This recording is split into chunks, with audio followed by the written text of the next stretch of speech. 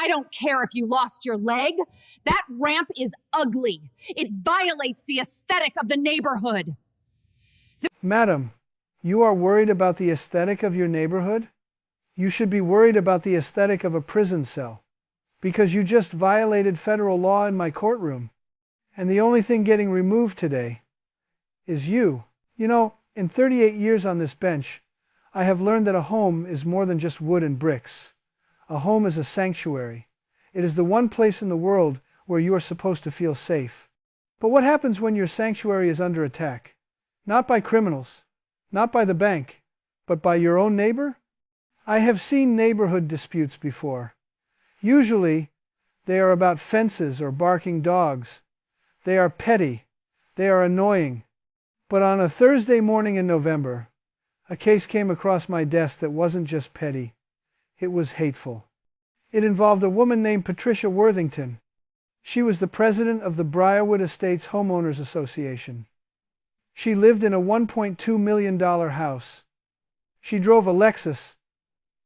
She wore pearls, and she ruled her neighborhood like a dictator. For 14 years, she had used her position to harass anyone she didn't like, anyone who didn't fit in. And her latest target? Staff Sergeant Michael Reyes, a decorated combat veteran, a man who had served 3 tours in Iraq and Afghanistan, a man who had lost his left leg to an IED explosion while saving his unit. He had bought a modest home in her neighborhood to heal, to find peace. But Patricia didn't want him there. She didn't like his truck. She didn't like his service dog. And she hated the American flag he hung on his porch. She fined him $47,000. She put a lien on his house. She tried to foreclose on a war hero because his grass was 0.7 inches too tall. She stood before me, clipboard in hand, and told me that standards must be maintained. She told me that a wheelchair ramp was an eyesore. She thought she was the ultimate authority. She thought the HOA bylaws were more important than the U.S. Constitution. But she didn't know that I had the Fair Housing Act on my desk. And she didn't know that the sergeant wasn't alone. This woman wanted to kick a wounded veteran out of his home 3 days before Christmas. She didn't care about the holiday season. She didn't care about his service. She only cared about her property values. She had a heart of ice. But I know the people watching this channel have hearts of gold. So please, do me a favor. Let's show her what real community looks like. Tell me in the comments, where are you watching from right now? And since we are in the season of giving, please add a Merry Christmases or Happy Holidays to your comment. Let's fill the comment section with warmth and goodwill to show this cold-hearted woman that she is outnumbered. And hit that subscribe button if you believe no veteran should be homeless for the holidays. Now, let me tell you exactly what happened. It was 9:15 a.m. The courtroom was packed. There was a buzz in the air that I hadn't felt in a long time. My clerk, Christina, walked up to the bench. She looked angry. She placed a stack of papers on my desk. It was heavy. It sounded like a brick hitting the wood. "Judge," she whispered, "this is the Worthington case, the HOA president. She filed 17 motions since yesterday. She wants the veteran service dog removed from the courtroom. She says she has allergies." I looked at her. "She wants to kick out a service dog?" "Yes," Christina said, "and she requested that we turn off the cameras. She says she doesn't want her reputation damaged." I took a sip of my coffee. Denied. The dog stays. The cameras stay. If she is worried about her reputation, she should have thought about that before she sued a wounded warrior. "All rise," the bailiff called. I watched them walk in. The contrast was heartbreaking. On the left side, Patricia Worthington. She walked in like she owned the place. She was 63 years old, but she was trying hard to look 40. She wore a floral blazer that probably cost $2,000. Her hair was sprayed into a helmet of perfection. She carried a leather binder and 3 different pairs of reading glasses. She looked at the gallery with a sneer, as if she smelled something bad. On the right side, Sergeant Michael Reyes. He was 45. He was wearing his dress uniform. The jacket was covered in ribbons, a purple heart, a bronze star. He walked with a cane, his prosthetic leg clicking softly against the floor. Beside him walked Sergeant, a beautiful German shepherd wearing a service vest. Michael looked tired. He looked like a man who had fought enough battles for one lifetime and just wanted to rest. State of Rhode Island versus Patricia Worthington, I announced. Counterclaim by Sergeant Michael Reyes regarding harassment and violation of civil rights. Patricia didn't wait for her lawyer. She stepped up to the microphone immediately. Your Honor, she said. Her voice was high, nasal, piercing. I want to state for the record that this is ridiculous. I am a volunteer. I serve my community. I am trying to maintain property values. And this man has turned my beautiful neighborhood into a spectacle. A spectacle? I asked.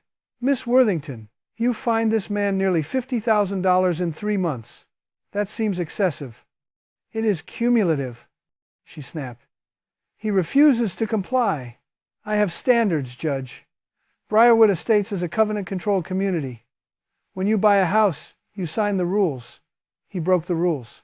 Let's look at these rules, I said, opening the file. On June 25th, I read, 3 days after Mr. Reyes moved in, you issued a fine for grass height. You measured his lawn at 3.7 inches. The limit is 3 inches. Fine, $75 per day. Rules are rules, Patricia said, adjusting her glasses. If I let him grow it to 3.7, next week it will be 4. It is a slippery slope.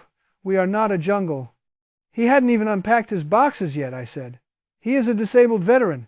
He physically cannot push a lawnmower some days. Then he should hire a service, she said. If you can't afford the maintenance, don't buy the house. That is what I told him. I looked at Michael. Sergeant Reyes, is that true? Michael stood up. He leaned on the podium. Yes, sir, he said quietly. I told her I was waiting for my disability check to clear so I could hire a landscaper. She told me that people on government handouts shouldn't live in Briarwood. The gallery gasped. I didn't say handouts, Patricia interrupted. I said fixed income. It's a financial reality. If he is waiting for a check, he is a liability to the association dues. I felt the heat rising in my neck. This woman was talking about a military pension like it was welfare. Let's move on, I said, trying to keep my cool. July 3rd, I read. Citation number 2. Unapproved exterior modification. You fined him for installing a wheelchair ramp. He didn't ask for permission, Patricia shouted. He just built it. It's wood. It's ugly. It clashes with the colonial aesthetic. I told him he could put it in the garage, out of sight. But he put it on the front porch. He put it on the front porch because that is where the front door is, madam, I said. He needs to get into his house. He has one leg. He has a prosthetic, she argued. I've seen him walk. He walks fine. He uses the wheelchair for sympathy. It's a prop. Michael's hands tightened on the podium. The dog, Sergeant, let out a low growl. He sensed his master's stress. Silence your animal, Patricia shrieked, pointing at the dog. That is the next violation. July 18th. Unregistered animal. We have a strict no large breed policy. That beast is a German shepherd. They are aggressive. They are dangerous.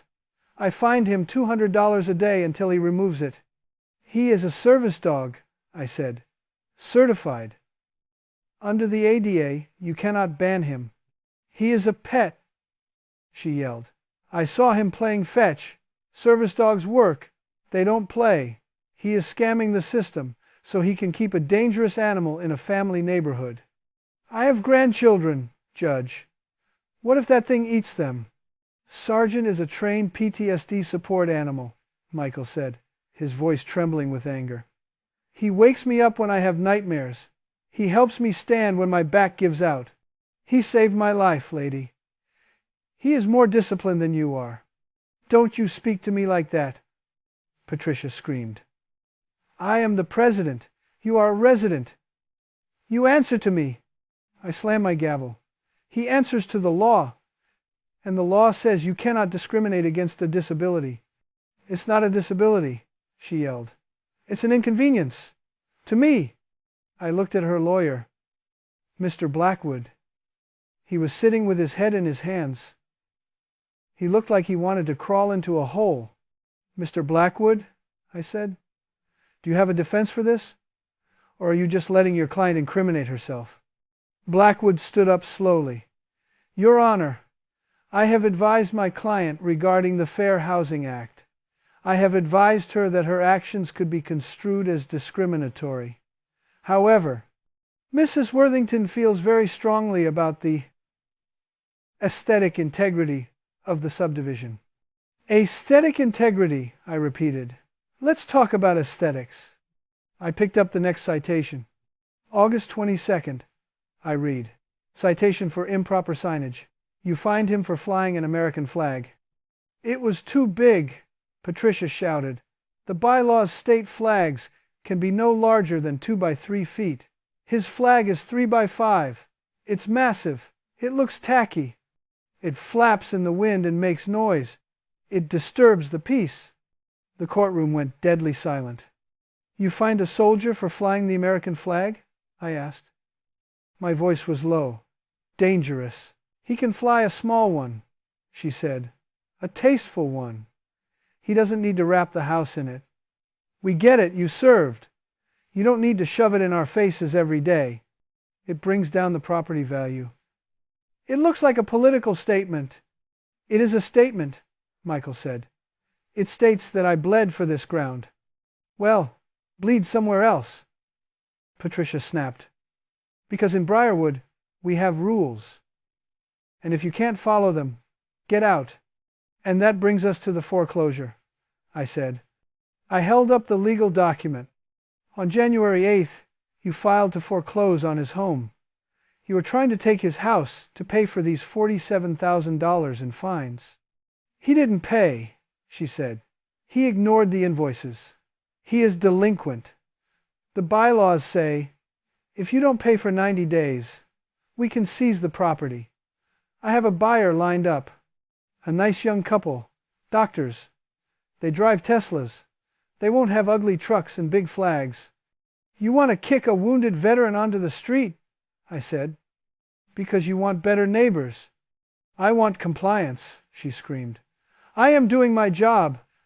I was elected to protect this neighborhood from people like him, people who don't fit, people who are broken. Broken, I whispered. I looked at Michael. He was staring at her. He wasn't broken. He was made of steel. Mrs. Worthington, I said, you seem to care a lot about property values, but do you care about human values? Property values are human values, she snapped. If the neighborhood looks like a slum, we all suffer. And frankly, Judge, I am not the only one who thinks so. I brought an expert. An expert? I asked. Yes, Mr. Julian Sterling, the top real estate broker in Providence. He specializes in luxury estates. I asked him to assess the damage Mr. Reyes has done to our street. I sighed. Bring him in. A man walked in. He was wearing a suit that was too shiny. He had a fake tan. He looked like he sold used cars for a living, but expensive ones. Mr. Sterling, I said, you evaluated the property? I did, Your Honor, Sterling said, looking down his nose at Michael. It is a disaster. The ramp? It looks industrial. The truck? It blocks the sight lines of the manicured hedges. And the flag? It is aggressive. It screams working class. In my professional opinion, Mr. Reyes has lowered the comparative value of the adjacent homes by at least 15%. 15%? I asked. Because of a flag? Because of the vibe, Sterling said. Luxury buyers want peace. They don't want reminders of war. They don't want to see prosthetics. They want fantasy. Mr. Reyes disrupts the fantasy. I looked at Michael. He looked ashamed. I fought so you could have your fantasy, Michael whispered. Well, You fought too loud, Patricia interrupted. And speaking of loud, we need to address the dog. She pulled out a new document. It was a thick, legal filing. Judge, she said, the fines are just the beginning. I have also filed a petition with animal control. I froze. A petition for what? The courtroom gasped. A woman in the back row screamed, "No!" Michael's legs gave out. He fell to his knees. His cane clattered loudly onto the floor. Sergeant, the dog, broke his stay, command instantly. He ran to Michael, pressing his head against the veteran's chest, whining softly. He licked the tears off Michael's face. Michael wrapped his arms around the dog's neck, burying his face in the fur. He was shaking so hard the service vest was vibrating. "Please," Michael whispered. His voice broke. "Don't take him. He is all I have left. He is the only reason I am still alive. Take the house. Take everything. Just don't kill my boy." "It's too late," Patricia said, fixing her pearls. "The paperwork is filed. Animal control is on their way." I felt the blood drain from my face. This woman wasn't just annoying, she was a monster. He barked at my gardener last Tuesday. Under HOA Bylaw 99, any animal that shows aggression must be euthanized. I filed the paperwork this morning. Animal control is on their way to his house to seize the beast. "He didn't bark," Michael yelled. "He alerted. I was having a seizure. He was barking to get help." "Excuses," Patricia sniffed. "He is a German Shepherd. They are killers. I don't feel safe. The neighbors don't feel safe. It has to be put down." I felt the blood drain from my face. This woman wasn't just annoying. She was a monster. "Mrs. Worthington," I said, my voice shaking, "you are trying to kill a veteran service dog?" "I am trying to enforce the rules," she shouted. "Why is everyone making me the villain? I am protecting the children. What if that dog bites a child?" "He saved my life in Kandahar," Michael screamed. Tears were running down his face. "He found IEDs. He saved 20 Marines. He is a hero. You can't touch him." "He is a dog," Patricia yelled back. "And he is unauthorized. He goes today." I looked at Inspector Quinn. He looked ready to jump over the railing and strangle her. "Mr. Blackwood," I said to her lawyer, "did you know about this petition?" Blackwood looked sick. I did not, Your Honor. My client acted alone." "Good," I said, "because if you had helped her, I would have disbarred you on the spot." I grabbed my phone. I dialed a number. "Who are you calling?" Patricia demanded. "The mayor?" "I am calling the chief of animal control," I said, "and I am issuing an emergency judicial order blocking your petition. If anyone touches that dog, they will answer to me." "You can't do that," Patricia shrieked. "I am the president. My bylaws supersede your order." "Your bylaws are trash," I said. "And so is your expert." I looked at Mr. Sterling, the real estate agent. "Mr. Sterling," I asked, "how much is Mrs. Worthington paying you to testify today?" Sterling loosened his tie. She promised me the listing on Mr. Reyes's house once we evicted him, a 6% commission." "So you have a financial interest in seeing him homeless?" "It's business," Sterling said. "Get out of my courtroom." I pointed to the door. "Before I arrest you for conspiracy." Sterling ran. He didn't look back. Patricia stood alone. She wasn't embarrassed. She was furious. "You are biased," she screamed. "You love the soldiers. You don't care about the homeowners. I pay property taxes. I pay your salary. I demand you recuse yourself." "I am not going anywhere," I said. "And neither are you, because we haven't even talked about the surveillance footage yet." Patricia froze. "What footage?" "The footage," I said, "of you poisoning Mr. Reyes's flower beds." "That's a lie." "Is it?" I asked. "Sergeant Reyes installed security cameras the day you threatened his dog. And we have video of you at 2 a.m. pouring bleach on his rose bushes." "They were ugly roses," she yelled. They were the wrong shade of red. They clashed with the hydrangeas next door. I did the neighborhood a favor. You trespassed, I said. You destroyed property. And you tried to kill a service animal. You aren't a president, Mrs. Worthington. You are a criminal. Mrs. Worthington, I said, you talk a lot about your authority. You talk about your rules, but you forgot that there are laws higher than your HOA bylaws. There is nothing higher, she said. It is a private contract. Wrong, I said. I have something to show you. I signaled to the prosecutor. Play the recording. What recording? Patricia asked. She looked nervous for the first time. The recording from the HOA meeting on September 3rd, I said. The one where Mr. Reyes tried to appeal his fines. You didn't know he was recording, did you? That is illegal, she yelled. Rhode Island is a one-party consent state, I said. Play it. The audio boomed through the courtroom speakers. It was clear. Undeniable. Patricia's voice. Mr. Reyes. I don't care about your medals. I don't care about your leg. You bought the cheapest house on the block. You drive a pickup truck. You look like a laborer. We don't want your kind here.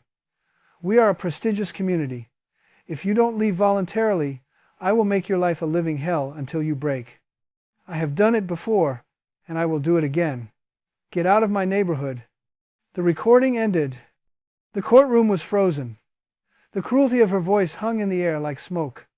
Patricia's face went white, but then it turned red.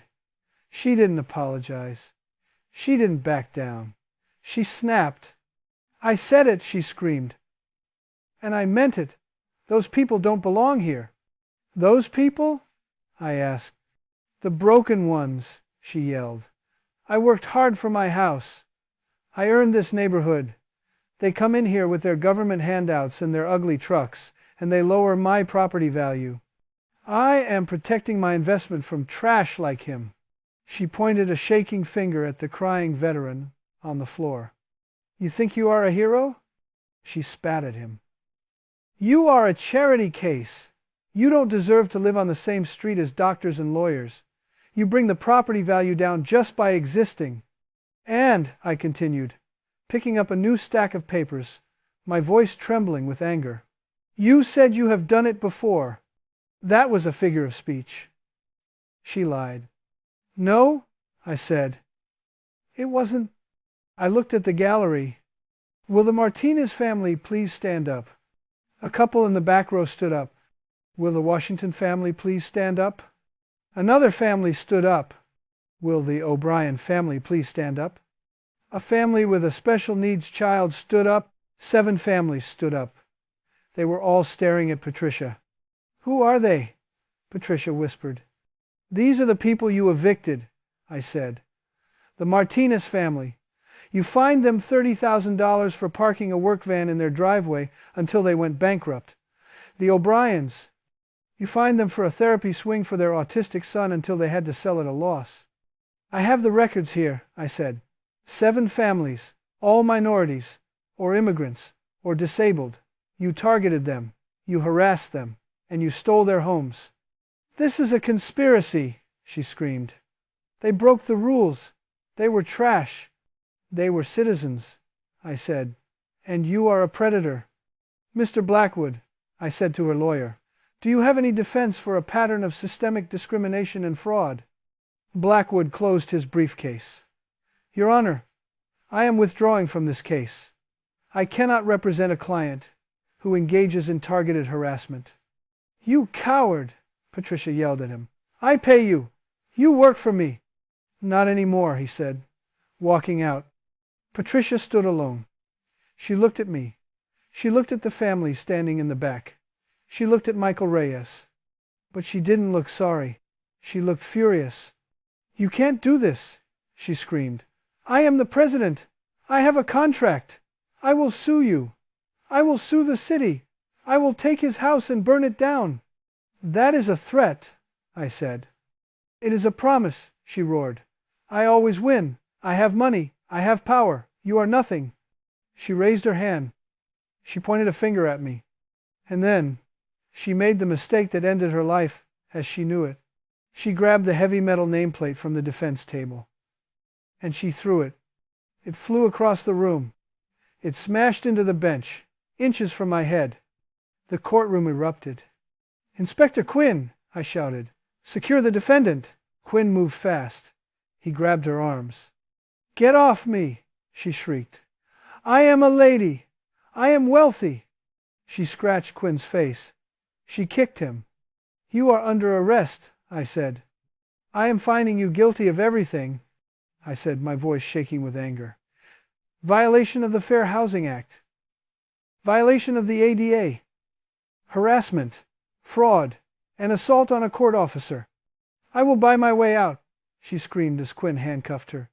"I have millions." "Not for long," I said. "I am imposing the maximum civil penalty," I announced. $100,000 fine for discrimination, $50,000 for the ADA violation. And, I added, I am ordering full restitution to Mr. Reyes. You will pay back every penny of the fines. You will pay his legal fees. And you will pay him $200,000 for pain and suffering. "I won't pay," she yelled. "Then we will seize your assets," I said. "We will put a lien on your house. Let's see how you like it." "And for the assault?" I asked. "And for the terror you caused?" "I am sentencing you to 1 year in the state prison." "Prison?" she gasped. "Me?" "Yes, you need a timeout from society." "And," I said, leaning forward, "when you get out, you are banned for life from serving on any HOA board. You will never have power over another human being again. But I have 400 hours of community service for you too," I added. "What?" she whimpered. "You are going to the VA hospital," I said, "to the physical therapy wing. You are going to help veterans who have lost their legs learning to walk again. You are going to clean the equipment. You are going to fetch them water. And you are going to watch them struggle. And maybe, just maybe, you will learn what real sacrifice looks like. Take her away." They dragged her out. She was screaming, "My property values! My aesthetic!" The door slammed shut. I looked at Michael Reyes. He was holding his dog. He was crying. "Is it over, Judge?" he asked. "It's over, son," I said. "Go home. Put up your ramp. And hang that flag as big as you want. Nobody is going to touch you." The 7 families in the back broke into applause. 6 months later, I received a letter. It was from Michael. He sent a picture. It was the 4th of July. His house was covered in flags. There were 10 American flags. Big ones. And on the porch, there was a party. The Martinez family was there. The O'Briens were there. The whole neighborhood was there. The letter said, "The new HOA president is a nice guy. He drives a truck too. And Patricia? I heard she is working in the laundry room at the prison. We don't miss her. My father, the milkman, used to tell me, 'Frank, some people think they are big because they make other people feel small. But in the end, the only thing that measures a man is the size of his heart.'" Patricia Worthington had a big house, but she had a tiny heart. And now, she has a tiny cell to match. And that is why I love this job. Thanks for listening, and God bless.